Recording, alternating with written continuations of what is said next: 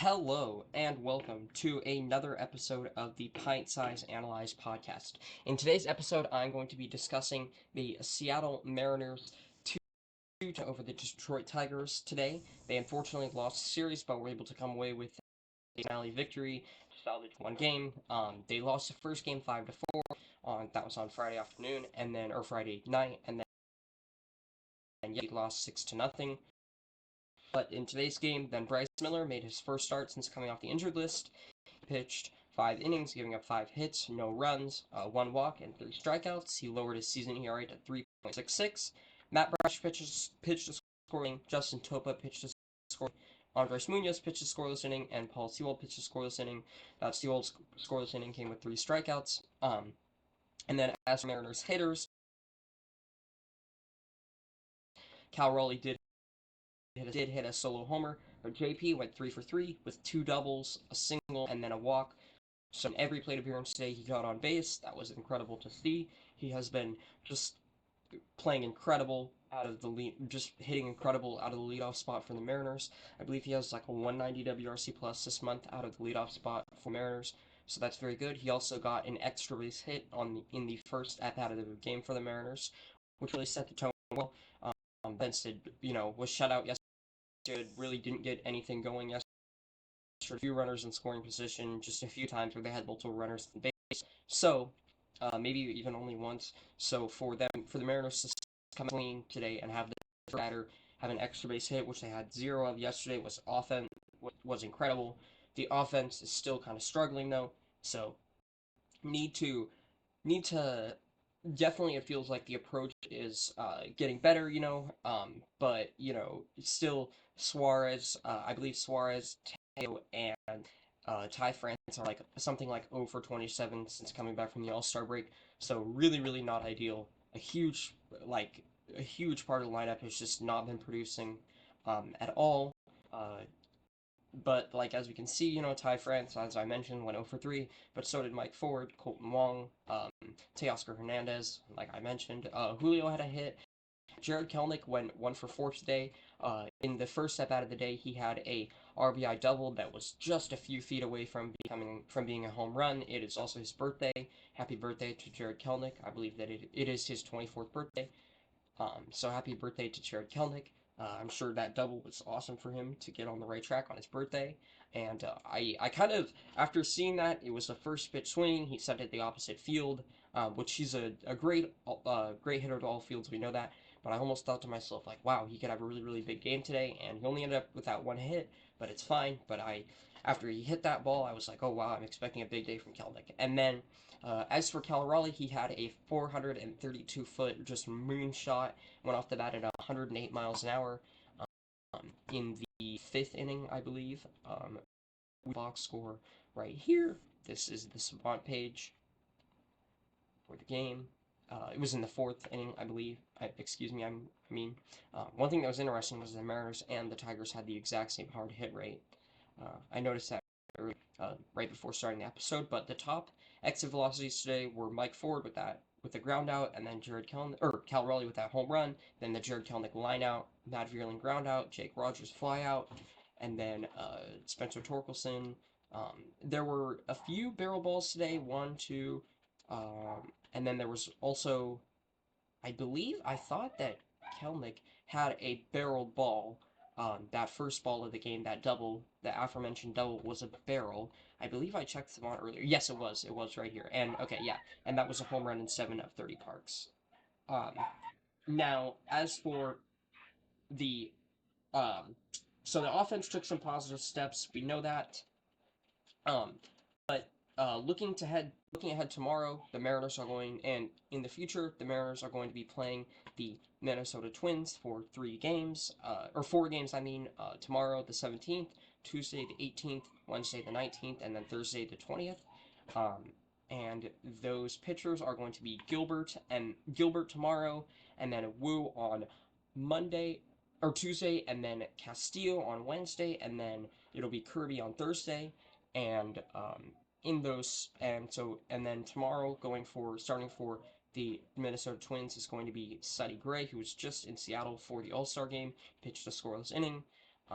he, like Bryce Miller, has kind of a deceptive fastball that comes in at an interesting arm angle, or not an interesting arm angle. It has like interesting shape to it that really makes it hard to hit. Um, and then and then I wanted to look through something really quick. I wanted to talk about Logan Gilbert. So as we know, Logan Gilbert will be starting tomorrow's game. He has had a great season so far. 3 F4, 3.47 FIP, 3.6 ERA, and then he has a 3.25 expected ERA, and then 3.69 X, like I said, 2.4. Now, one thing that I noticed for Gilbert was that his expected ERA has gone down significantly this year, and I was curious about that. And if you guys are unfamiliar with expected ERA, it's simply just xWOBA for hitters, but scaled to ERA, and it's like just determining a pitcher's xWOBA basically, and then putting that on an ERA scale. Now, I looked at Logan Gilbert because I was curious about what could potentially be the drop off in that point 0.3 expected ERA, and one conclusion I think was that it partly has to do with his hard hit rate. So I added these together. Unfortunately, I don't know why it doesn't just tell you the amount of balls in play he's had this year, but I looked it up. It is 301 batted ball events that he's had this year, and that is subtracting the 879 from these two. It's 301 or 878, I mean, and then it's 301 batted ball events this year. And I looked it up. 116 of them have been hard hit. That equals 38%. So Logan Gilbert has a 7% lower hard hit rate this year, and I personally believe that could be a huge reason why his expected ERA has dropped off. Now, this is just a theory, but this is something that I was looking at. I noticed this in looking at his Fangraphs page before the episode, and I was like, hey, I think that's something that's worth mentioning because I was curious about what the potential, what could be the factor that's causing his expected ERA to drop off, and I believe that right there could be our answer. And then if we go into here, though, and we also know that he's been on an excellent stretch recently where he has including that complete game shutout in San Francisco. And then he went 7 innings, giving up only 3 hits, 1 run in Houston. And then, so he has a 2 ERA during that time, 3.57, 4.17 xFIP. And then I also decided to go to the batted balls section, and we see that the hard hit rate for this time has gone down even lower from the 38% that I was talking about before, and we see that the hard hit rate is down to even 25% over these last 5 games started by Gilbert.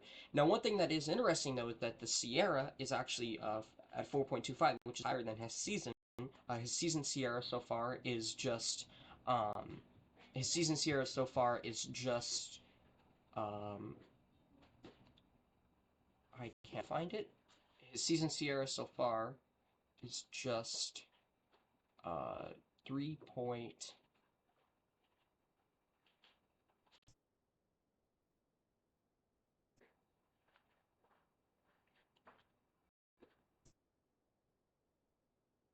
The SIERA is just 3.68. Okay, there it is. I couldn't find it for a second. But his SIERA this season so far has 3.68. And then as we can see, even though he's had an excellent amount of starts recently, five straight starts with an ERA of only 1.2 or 1.2, the SIERA is still up to 4.25. So that's definitely an interesting.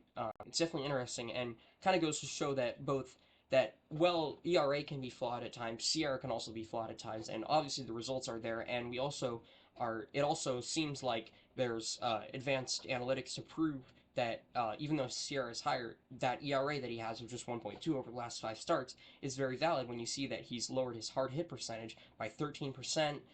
It's mostly medium, and then also we see that still really good ground ball percentage, and also one other thing for Gilbert is the K to walk percentage, and that's one thing that SIERA really values, and he actually has an excellent K to walk percentage, but it's interesting that SIERA doesn't value it as much. So, but again, when you're dealing with ERA estimators like SIERA, it's really a pitcher to pitcher basis, and nothing that a SIERA says is fact.